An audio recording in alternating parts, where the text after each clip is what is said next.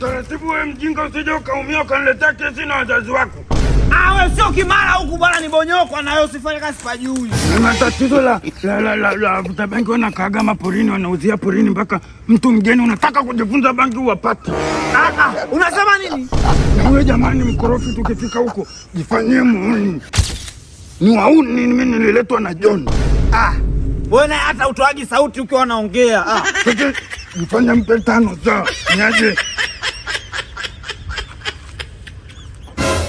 Mbona kama anakaza? Mpe 5. Mbona kama vile unakaza mwanangu, wakati vitu vya kawaida. Si mwanangu amekuja anataka akuulize tu.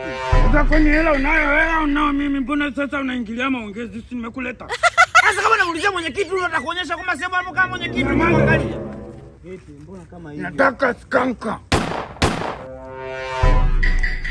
Sitaki bushi. John alisema bushi na skanka. Kumwelekeza mtu mpaka umpe 2000. Wewe kukuelekezwa mpaka 2000 kweli?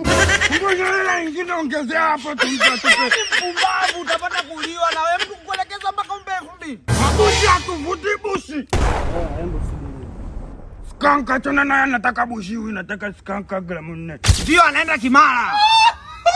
Leta hela nyingine, unasema gramu nyingi na una hela. Sio bonyokwa bwana, yule anakaa Kimara. Naomba nite skanka tena na hela. Ninauza maji. Mimi nitakuelekeza. Ameenda kutuchukulia. Hapa lazima usikilize dakika 2 au dakika 3. Anaitwa nani?